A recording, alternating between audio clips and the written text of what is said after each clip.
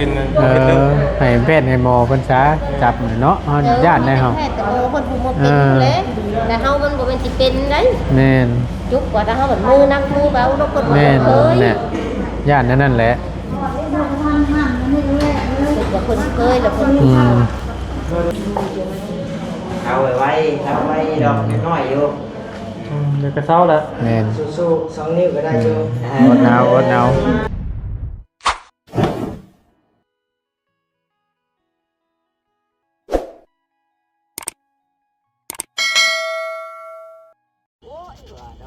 ในบ้านเพิ่นมาแล้วเนาะ ไปดิไอ้ลืมพ่อเราบ่ จำกันบ่ได้แล้ววันนี้ดิช่องโอ้ชื่อตัวนี้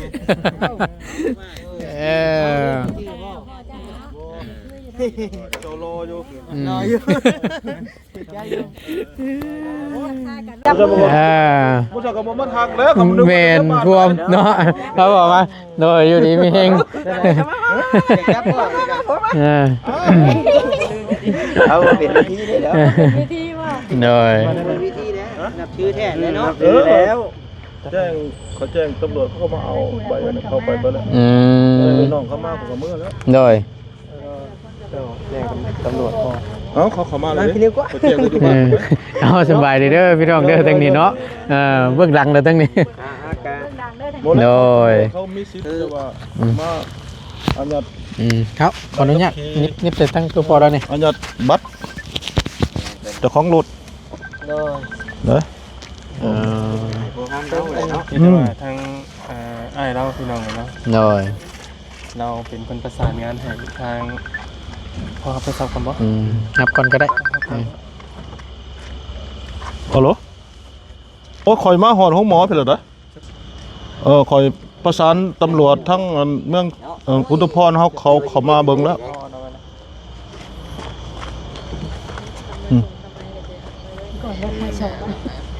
เป็นคนว่าอะไรครับอะไรเนาะแต่ว่าจะได้ดู เปิดแล้ว เล่นเป็นเจ้าก็ได้ โอเคขอบใจหลาย มีอยู่หยอกพี่ดาว ของมังกรเดี๋ยว อันยังนี่ฮอตุ๊กกหลายแท้ เราตื่นเลย ก็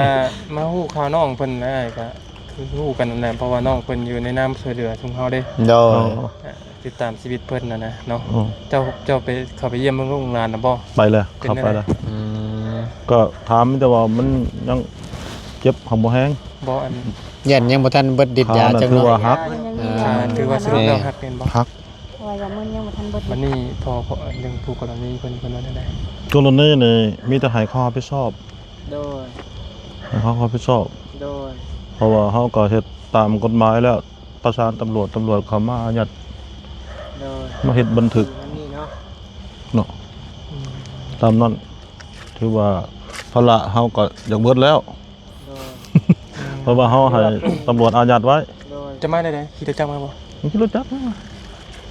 สายเดียวเลย คนเดียวเลย มาคนเดียวบ่พอ มันซ่าประสานกับน้องเขามันซ่าเฮาคนใจฮ้อน เพื่อสิเตรียมนู่นเตรียมนี่ มันอยู่หน้า อัน เด้ นี้ทั้งพ่อทั้งหยังน้องเพิ่นฮู้น่ะบ่ ทำพอน้องเพิ่นคนนึงคนแรกลูกบ้านเนาะ แต่ยังไง แม่น ให้ป้ามันติดต่อข่อยบ่มีเบอร์บ่มีเบอร์ แต่ว่าเมื่อได้อย่างไรเราเตาถ่านทั้ง3หน่วยพูดยังบ่วัดล่ะ อ้าว ครับ ท่านนี่ว่า หักกันสิทาเพิ่นนั่นก็ ผู้มีเงินค่า โยกให้มันตายแล้วมันเน่าเด้อ ก็คือว่าอะไรพี่น้องก็ว่าขอโทษนํเนาะแบบทางไอ้จอยแล้วก็คนซ่าไปคนเลอเลยซะว่ายังบ่ยังไงแล้วก็อันบ่ยังไงกับ เราบ่ไปจักทางนั้นนะ บ่ยังไงบ่เขาบอกญาติพี่น้อง โดย แล้วกับปึ๊กอะไรว่าไงพี่น้องคนบ่สลัดเฉลียวนี่นึงว่ายังไงแบบคนบ่เต็มร้อยซั่น บ่แม่นปึกธรรมดาเด้อโคตรปึก อันนี้เว้าแบบเว้าขออนุญาต โดย คือพี่ผู้น่ะ ก็อีกอย่างกับคนใจเย็นกับแม่น เอาคือ บ่แม่นเย็นมันปึก ปึ๊กก็ได้แบบว่า ยังเนาะ บ่ฮู้หยัง ผมฮู้แบบซ่าแน่บ่ทันคนแน่นะประมาณนี้ บางเทื่อสมองข้างซ้ายมันไปเบิดก็มีบ่น่ะมันซ่าได้ แม่น เฮาก็โทร เวนางเพิ่นสิมาบ่เวนางเนาะอยู่กับเมื่อแล้วก็เด้อ ไอ้นางใช้บัดว่าตาน างอันนั้นติ มาอยู่แล้ว ราสิมาบ่ จังว่าแล้วพอเจ้าโทรหาเพิ่นว่าจังได๋ บ่ได้โทรแล้วคุยกัน เออ คุยกันแล้วเขาสิไปก่อนก็แหละ ก็ให้ มีแต่ เขาประสานงานป่ามัน ส่งบ่ส่งผู้นี้แล้วก็เข้ามาแล้วอยาก จั มาง ก็มา จังน้องเพิ่นนี่บ่ เดี๋ยวน้องเพิ่นกันตีรถมาเพิ่นเพิ่นจะคือสิบ่ได้กลับเด้ มีแต่ว่าตั้งแต่พอแล้วนี่มาสั่ง นี่ดิ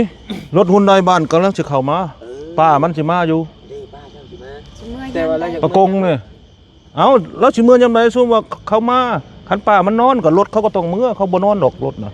เพราะว่าเขาเมารถมา บัดจักเมื่อไว้นี่แล้วคิดว่าลูก ฮะ โอ้ยเนาะ เอ้ย ทุกให้ก็ยังบ่ได้นี่ ใครก็คิดฮอดลูกคือกัน ไง มันบ่มีคนอยู่นำลูกนี่ โทรหาแม่เฒ่าก่อน เอาปกติตรงนั้น อันนี้มันมาแล้วบ่คุณใดฮะแม่นแล้วฮะ ให้ได้เบิ่งทาง อันนี้เพิ่นมาได้ๆน่ะ มันจะมาฮอดแล้วเนาะ อืม คือว่าไว้อยู่ ใน เด้ บ้านเป็นกาโอ้จวดจ้าแห้งเนาะเป็นห่วงลูกหลาน ใจฮ้อน เบิ่งโดยนี่ก่อนอยู่ เขาคิดว่าเขาบ่มีอันบ่มีญาติ ไปกันเดี๋ยวเนาะ คือฮู้เนี่ยพี่น้องเลยเนาะ แม่น ถ้าบ่มีไผเพิ่นซะเนาะ เขาคิดว่าเขามันโทรหาป้ามันก็อยู่หน้าบนเฮามาก่อน กลับคืนบ่ได้พี่น้องเนาะเป็นกำลังใจกันแหละ มันอยู่ คันเบาเรื่องญาติพี่น้องมันก็บ่มีดอก พี่น้องเลย แต่ว่าผู้ใดอยู่ในดงมะแง้วก็เป็นพี่น้องเฮาเบิด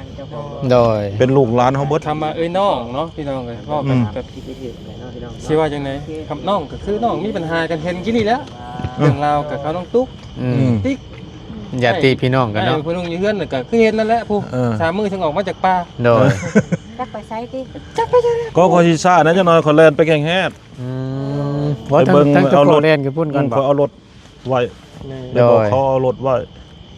คือเขาเป็นคนนอก ไปฝากไว้ เนี่ย นำ สิให้เขาครับเส้นหนึ่งเส้นนี้เขากับผู้เขาบ่ครับเขานะครับ อืม เพราะว่าเฮาก็เป็นคนกลางแปลว่าฮู้จักกันข้างนอกเนาะบ่แม่นว่า มีแต่เขาเป็น พาโทสุดเจ้ามาเมื่อคนดีใจเลยนี่ คนเข้าไปเลยเจอผู้นี้เนาะ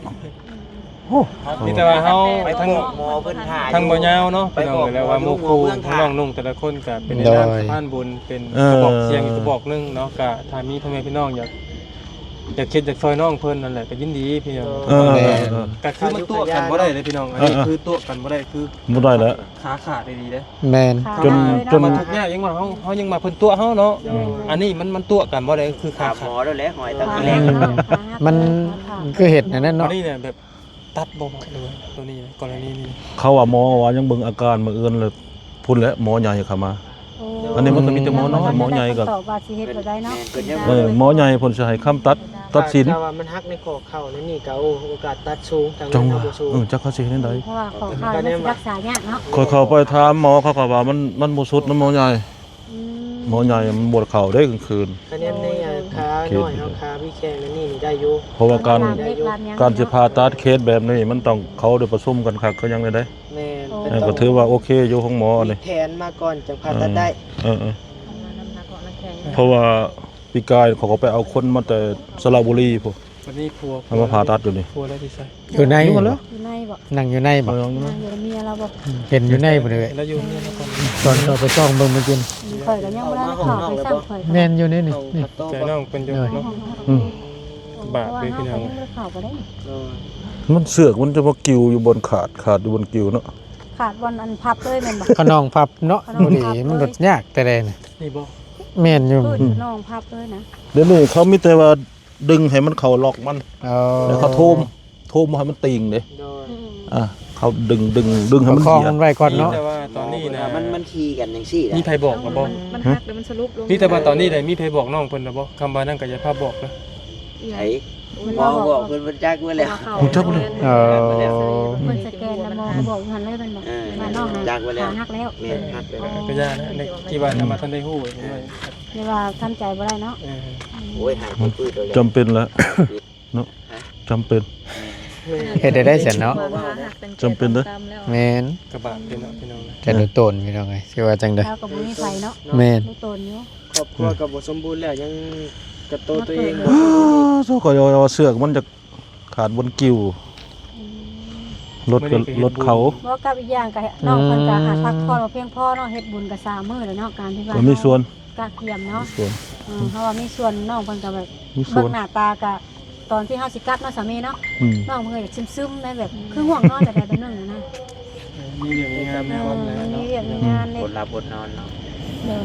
เรานอนบ่เต็มที่ว่าซั่นซะ แล้วปัญหากับมาหอดเทือนดำสมองปะโทมาเดี๋ยวนี้ซะเนาะ เพอมื้อเช้านี่เพิ่นว่าตื่น ตื่นตั้งแต่12 โมงกลางคืนลูกมาตาเกียมหันนี่เนี่ย อืม เรียกน้องคนก็เลยนอนบ่เพียงพอ สั่นเลยเนาะ มีแต่ว่าทั้งกระเป๋าสิเมื่อก่อนบ่ ถ้าป้าเอามาแล้วเขาก็สิมื้อก่อน อืม เพราะว่าอยู่เพื่อนกับบ่มี มีแต่ภาคพ่อและเป็นทั้งในบ้านเนาะเป็นผู้ใหญ่ เมื่อบ่เจ้าอยู่พี่เลยบอก สิมื้อแล้วมันมีคนมาเผาแทนแล้วเขามื้อ เพราะว่ามารถทุนไรกันนี่บ่ปะ เพราะว่าคอยมาเนี่ยมา ป้าที่ว่ามาเนี่ยเป็นป้าแท้ๆบ่ นั่นบ่ แม่น บอก เยอะง่ายทั้งพ่อแล้วพอถ่าผู้ใดนะใจห้อนมาก่อนขับรถมาก่อน มันถามบ่ได้นะ เนาะพ่อ บ้านเนาะ จัง บ้าน เล เกิ ย ดเลย ยอมทำอยู่ทั้งพ่อแล้ว เป็นตั้งผู้ใหญ่บ้านพี่น้องบ้านดงเป็นแนวเนี่ย โง่นักเลง น้องเวลาน่ะซีดไปเห็นพอเราตอนเด็ก คอยไปเอาคนอยู่สระบุรีเขายังรอบ่ได้ 4 โมงเขาออกจากดงมะแงว ใจฮอด คนสิตาย เพราะว่ามันเกิดในการเจ็บกัน ไปฮอด เนาะ ตม6 โมงถามเลย มันคือว่าหั่นแหละมันก็ต้อง อากาศหนาวเด้พี่น้อง แบบ หนาวอยู่ ไว้นี่ เขาก็ให้เขาอยู่เขาซ่า กันบ่ได้มีแต่ว่าไผท่านแหละท่านไผผ้ามาแหละผ้ามานะ มีแต่ป้ามันน่ะป้ามันพอดีมาเจอกันอยู่สมผัส เขาก็แล้วเขามาเขาว่าสิมาเอารถทุนใดมานี่ดิแม่นแล้วนี่ แม่นบ่ นี่บ่คันนี่บ่ ทุนใดบ้านเฮา จอดเลยพี่น้อง คือว่าแน่มันยังก็ทั้งพอแน่ผู้เป็นในบ้านเว้าอยู่ มีแต่ภาคพ่อเล่านะพี่ เพราะว่าเฮามาเนี่ยเฮาประสานทั้งตำรวจไว้ เจ้านั่นดำเนินการ ให้ตำรวจเขามาเอาใบขับขี่เขา บ่ได้แล้วมัน แม่น คนนอกเขาคนนอกเลย อย่างเฮาก็บ่ได้แม่นคนบ้านนั้นเนาะ เออ นอกนี่เฮาก็บ่กล้าปานใด เว้ายากว่าซั่นซะคือแต่เฮา คุยกันยากเนาะ เรื่องคู่ แต่ว่านั่น กรณีนี่เฮาบ่เว้าเพิ่น แม่น เอาว่าจังทั้งคนทั้งเฮา แม่น บ่เกี่ยวมีแต่ทางนั้นเพิ่นให้ โอ้ตัวคนมาก็เจอผู้นี้อ่ะ ว่าเรื่อง แน่มาขอว่าจะไทยบ้านไหนซั่นดอก เนาะ โอเค โอเคว่าเลยขอไม่ได้อัน ไม่ขออนุญาตเด้อ เรื่องมันสิรักเอาไหมล่ะ เอาไปซื้อกาแฟกินเอา อืม กินเอาเงิน เอาบ่จักคนให้ชื่อกระเป๋าประเทศ ได้อยู่พอได้อยู่มาจับกันหน่อย มีแต่ว่าพังเหตุการณ์อีกทีหนึงก่อนเนาะ ทางง่ายแล้วในบ้านพอว่าย่าพอฮู้จักกันมาแต่ดนแล้วครับเฮอยู่ใส่ดีอยู่พี่น้องเนาะกะเบิ่งอาการน้องเพิ่นกันนั่นแหละพี่น้องทางมาย่านี่กับโมปูดงประตู โดย ทำไรทางน้องต้าเนาะ โดย เบิ่งน้ำกันนี่แหละ อุ่นให้น้องเพิ่นไว้นึงพี่น้องกับบ่ได้ปะบ่ได้ถิ่มเด้อพี่น้องพี่น้องสิว่าปลาถิ่มบ่แม่นนะพี่น้องเฮาซอยทำเฮาซอยไร่ก็คือบ่ยาวไว้อ่ะบ่เลยซอยเป็นกระบอกเสียงซะ แม่น ซอยเป็นกระบอกเสียงอีกกระบอกนึงเพื่อ โด มี ยคำสิเว้าหลายเฮาก็ น้องอยากสึก บ่ จาก แม่ ซอย น น้อง สิ เพิ่น ซอยได้ตลอดเนาะ แม่ก็คือเป้าแหละพี่น้องเนาะคือถ้าสมมุติว่ามันขาดได้ดีแต่ว่าเพิ่นสแกนมาเรียบร้อยแล้วเนาะ โดยสแกนเรียบร้อยแล้วเมื่อกี้นี่ ประมาณมันขาด เพิ่นว่าเพิ่นพันทุ่งเลยเด้ มันขาดออกไปเรื่อย กระดูกหักเลย กระโหลกหัก ก็คือมันบ่สามารถดำรงชีวิตยากแล้วบัดเนาะ แม่นโดย สมอเรื่องเฮ็ดขาด สบายดีเนาะคือว่าจังใดเนาะ เรื่องนั้นจังว่ากันก็แต่ว่าทั้งนี้ทั้งนั้นก็น้องเพิ่นปลอดภัยเฮาก็ดีกว่าจะสู้ แม่น บ่ถึงแก่ชีวิตถือว่าอีกแบบนึง เพราะว่าตอนที่เพิ่นโทรหาเฮาไผๆก็ตกใจเนาะเพราะว่าเพิ่งเฮ็ดบุญนำแม่เราแล้วมื้อนี้บัดบางค่ำนี่นะเนาะมันดไผได้ยินก็ตกใจนะมา ถือว่า แทบสิบ่ น้อง ทัน เพิ่นออกมาแบบว่าบ่ถือแก่ชีวิตนี่ก็ถือว่าบุญน้องเพิ่นนี่แหละ สาธุแล้วนั่นไง ขอโทษเลยเฮาเลย ได้ จ้าง ๆ จ้าง บ่ ว่า เรื่อง เป็น เรื่ กู อง หา บ่เรื่องทางที่ดีเนาะ แม่น ถามว่าไผมีใครอยากเสียบ่ บ่มีแหละ อยากเสียหรอก แม่น แล้วไผสิอยากเสียเนาะขายนั่นทานย่างค่า บ่ เล แม่ ย น50ให้2ล้านบาทเฮายังบ่เอานี่ แม่น บ่ได้เนาะ ยอมแล้วตัวนี้ เต็มขาเฮาเนาะ แต่วันนี้อันนี้เฮาก็ยังสรุปบ่ได้ว่าเพิ่นสิตัดหรือบ่ตัดยังบ่ฮู้ตัวนี้เนาะ ได้ไม้รถเพิ่นมาแล้ว เพิ่นว่า ใช้เป็นได้อันน้อง ได้รับเลยเพิ่นแนะนำให้ว่าแม่นเลิกเพิ่นเลยแนะนำให้ว่าตัดใส่เล็กมื้ออื่นเพิ่นแนะนำให้ใส่เล็กบ่โดยสรุปหน้าแข้งหรือขาหน้าแข้งทั้งหน้าแข้ง หน้าแข้งแตก หน้าแข้งหักแตกหักเลย ตา แล้วบัดนี้ทั้งขนองนี่ก็ถือว่า2จุดบ่ได้นี่ จุดเดียวคือว่าเพิ่นว่าบนนี้ได้แต่จังว่าเพราะว่ามันฮักแล้วมันกระบิดไปจังซี่เลยนะมึงนี่ สรุปแล้วคือ แลมื้ออื่นเพิ่นแนะนำให้ผ่าตัดเส้นเล็ก ลามเล็กเลยบาดนี่ แม่ ใส่เล็ก แล้วเพิ่นก็บอกราคาพวกนะแต่ว่าทางคนนายก็ว่าว่ามื้ออื่นจังเคลียร์กันในราคาน่ะ6ล้านลงมา อันนี้เพิ่นเว้าคร่าวๆลงมาอีกเนาะ โดย ยังบ่ทันได้สรุปว่าแล้วเรียบร้อย โดย นี่แค่ว่าคร่าวๆให้ฟัง เลย หนักแพงครับแพง กระดูกหนาเพราะว่าคือว่าแบบรถจักรขับพร้อมบ่ แม่นเพราะว่าเพิ่นอยู่ทางหน้ารถจักรเลยได้สะเพิ่นลงนะผัวได้อยู่ทางหลังเพิ่น ให้คนขับ ผัวเป็นคนขับ ผัวครับเมียซ่อน แต่ว่ามันต่ำเลยเมียก็เลยจอนไปทางหน้าแบบนี้นะ โอ้พ่งไปขวม เพราะว่า ครัวไปเลย ส่วนมากว่าเป็นหม้อเลยพี่น้องเลยส่วนมากคนขับสิบ่อยากเป็น แม่น ส่วนมากคนซ่อนจากนั้น สิห ค น่อย ล้ายๆแบบ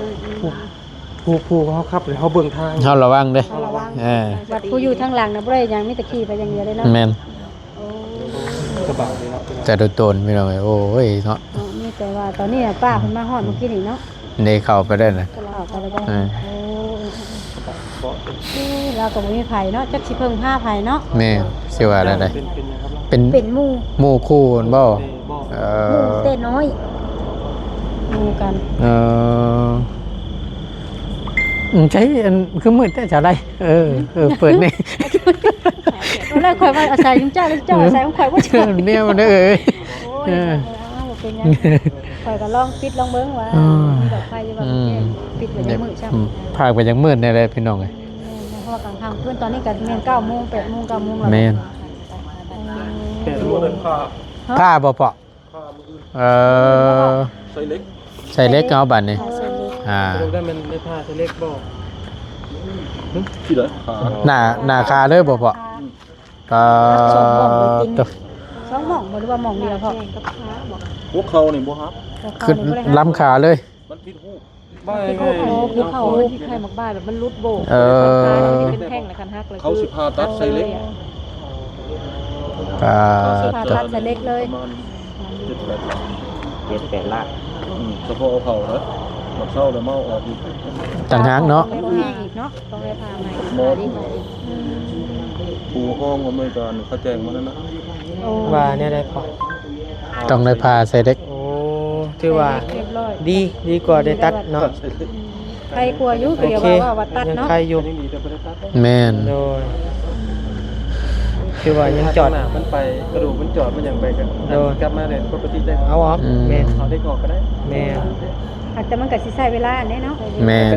เพิ่งเติบ ร้านเฮาไปยังได้ดำดีขนาดแห้งก็ยังใช้เวลาเร็ว ก็ถือว่าได้สัญญาณข่าวดีเนี่ยเนาะที่ว่าได้ดาม เนาะ ถ้าว่าได้ตัดเลยนี่โอ้พี่น้องเอ้ย ประมาณไหน ประมาณ ข้าวเบื้องต้นด้วย เบื้องต้นแล้วยังบ่เป๊ะ ยังบ่ แต่ เป๊ะ ว่าประมาณ ค่าใช้จ่าย ต้องเบิ่งผลสรุปอีกมื้ออื่นพุ่นละว่ามันสิเสียค่าใช้จ่ายส่ำใด ใส่ขั้นตอน แม่น ปันไดมื้อนี้เนาะ โดย มีการทำมืออื่น แต่เอาบ่ว่าอะไรนะเพราะว่า โดย แม่นๆ มีแต่ให้ทางพอเพิ่นและก็ทางระเบียบกฎหมายบ้านเมืองเนาะพี่น้องเนาะตอนนี้เพิ่นกับหมอกำลังขับไปเช็คอาการอยู่กับพี่น้องเพิ่นก็มาแล้วพี่น้องเอ้ย เจ็บเลย บ่ง่ายก็เบิดยามึนนี่เด้เนาะ ให้เพิ่นเคลียร์กันบัดนี้นะเพราะว่า โอ้ น้องถ้าว่าป้าเพิ่นนอนกับรถเพิ่นเมื่อยอยู่แล้วเนาะไอ้ อื นาว ม เอาบัดอยู่บ่แม่นสิโดมมาแง้วได้บ้านเพิ่น อยู่ใส่อีกน่ะ เอาผู้ที่โรงงานน้ำตาลผู้ โอ้แกงแห้ง มาแกงแห้ง อันนี้รถอยู่บ้านเดียวกันกับน้องเพิ่นบ่ซั่น อันรถโดยสารนี่รถบ้านหลวงมะเงี้ยว อ๋อ แต่ว่าน้องควรพาน้องเตมานี่อยู่บ้านแกงแห้ง ไอ้บ่นี่เพิ่น เพิ่นเฮ็ดเวียกอยู่บ้านแกงแห้ง บ้านชาวใหม่น่ะมันเวททางน้องคิดใจเด้ โอ้ ไก่ได้ เอาทางบ้านอันนี้พี่ แม่ เลยไปอีก คุยกัน แม่นล้มกันเบิ่ง ร่วมกัน ว่าเสียจังได๋ ถ้าเราบ่มีมือดีกว่า อืม เจ้าแล้ว ก็ คือ ต่าง สุดแล้ว หานั่นเนาะ เจ้ากับเมียเนี่ยกับเมียคือสุด ใครอยู่เมียมาน้ำเนาะบัดผัวมีเมียที่ยัดผลคลองได้จ้ะ จับเป็นอันนิ้วแล้วจับบ่เป็นนั่นเป็นเรื่อง ให้แพทย์ให้หมอเพิ่นซะจับเนาะเฮาญาติในเฮา แพทย์แต่โอ้คนผู้บ่เป็นอยู่แล้วแต่เฮามันบ่เป็นสิเป็นได้ แม่น จุกกว่าถ้าเฮาแบบมือนักมือเบาลกคนบ่ แม่น เคย แน่ญาตินั่นแหละ แต่คนเคยแล้วคน อืม เอาไว้ดอกน้อยๆอยู่ เดี๋ยวก็เศร้าแล้ว แม่น สู้ๆ2นิ้วก็ได้อยู่ อดเอาเฮ็ดได้จังเนาะอุบัติเหตุเด้อเอ้ยมีไปอย่างให้มันเกิดคือว่านั่นแหละ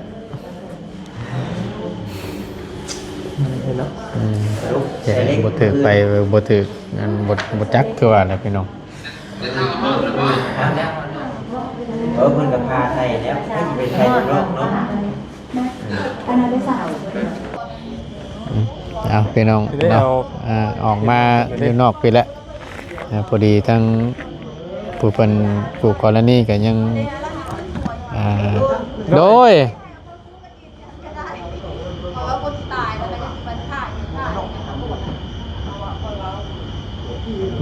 จักแล้ว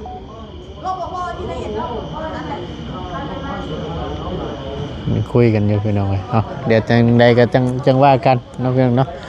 เดี๋ยวเบิ่งน้ำกันอีกทีนึงให้เพิ่นคุยกันก่อนในช่วงมันบุญๆแน่ก็สิว่า คน นี่ สิตายเลยสิว่าถ่ายบ่ตูนเจ้าไปถ่ายเพิ่นตอนไหน เนาะมั่งได้ข่อยงูเก่าหัวงอกได้ข่อยบาดนี่โอ้ยนะเดี๋ยวทางถามเบิ่งทั้งผัวน้องแต่มันอีกทีนึงพี่น้องว่าเป็นจังได เพิ่นว่าเพิ่นสิเมื่อไปเบิ่งกล้องมีทางป้าน้องเตว่าเพิ่นสิเมื่อเบิ่งกล้องไงว่ะเพิ่นเมื่อเบิ่งกล้องมันต้องเอาทั้งส่วนทั้งนี้เมื่อนั้นเนาะ โดย สิไปเบิ่งแต่ผู้กรณีผู้เดียวมันเบิ่งบ่ได้แม่นบ่ตามที่เฮาได้ยินเพิ่นว่าก็นี่แหละเพิ่นว่าเพิ่นสิเมื่อเบิ่งกล้อง เอา แต่บ่ฮู้ว่าทั้งญาติน้องเตเพิ่นสิเมื่อนำบ่อันนี้ก็ต้องให้เพิ่นคุยกันเองเพิ่นตามที่เพิ่นเว้ากันนี่นะ เพิ่นนะ เอาเดี๋ยวเบิ่งว่าเพิ่นสิคุยกันแนวใด ดูแต่ตาแม่เฮาเฮ็ดได้ซะมัน คือเฮามันคนนอกว่าอย่างบ่ได้ แม่น ลายบ่ได้ที่ อ ว่า อก อ ไป ย่าง ออก แม่น บ่ได้พี่น้องเนาะว่ากันตรงๆนี่แหละ อันนี้ เนาะ ก่อนแบตเราก็ถอยไป แต่ก็ยังดีที่ว่าแสดงมันพาเป็นบ่พาหลานเด็กที่สิ คือ บ่ ทั้งน้องเตแล้วว่าบ่อยากพาเพราะว่าโอ้วันนี้มันก็ต้องขึ้นอยู่กับหมอนะเฮาบ่อยากพาบ่ได้ตอนนี้เฮาก็นี่เฮาบ่อยากพากำพาก็แบบอยากให้ซักอยากสรุปแล้วว่า อืม เราย่านเจ็บบ่ แม่เรายันเจ็บ โอ้มัน โอ้ยการในเมื่อผ่าตัดมันยังเพิ่นก็ต้องมียาอยู่แล้วแหละบ่ต้องย่านดอก ผ่าตัดนี่บ่เจ็บ แม่น เจ้าสิป้าไม่ได้มีเนื้อเน่า แฮงสิได้ตัดขาตัวนั้นถ้าว่า เพราะ เป็น ว่า นั้น เฮาไปปะไว้แบบนั้นนี่มันอันตรายเลยเสียงรถจักรยานแท้ เดี๋ยวได้ๆเนาะพี่น้องเอ้าเบิ่งเพิ่นคุยกันนี่แหละเนาะ เฮาก็เลยจะเบิ่งแล้ว ว่าจังไดพี่น้อง คนบ่กล้าเลย ไปพี่น้องทั้งบ่ต้นก็สิได้ขอนำลาขอจบคลิปปิดคลิปลงไว้เพียงส่ำนี้ก่อนเนาะเป็นจังใดก็จังว่ากันอีกทีนึงเนาะพี่น้องทั้งบ่ต้นก็สิอยู่พากันอยู่เบิ่งอาการน้องเพิ่นนํกันนี่แหละจักพักหนึงเนาะเดี๋ยวสิหาซื้อน้ำซื้อในแนวอยากแนวกินมาฝากทางน้องเพิ่นพี่น้องเอ้ยคือว่าจังใดอุบัติเหตุพี่น้องเอ้ยโอ้ยบ่มีไปอยากให้มันเกิดเนาะเอาจังใดก็เป็นกำลังแรงใจให้ทางบ่ต้นค่ะสู้ๆเด้อน้องเด้อเนาะไปสำหรับคลิปนี้บ่ต้นลาแล้วพี่น้องอยู่ดีมีแฮงเจอกันคลิปหน้าเด้อพี่น้องเด้อเป็นจังใดก็จังว่ากันอีกเทื่อนึงเนาะอยู่ดีมีแฮงสบายดีเด้อ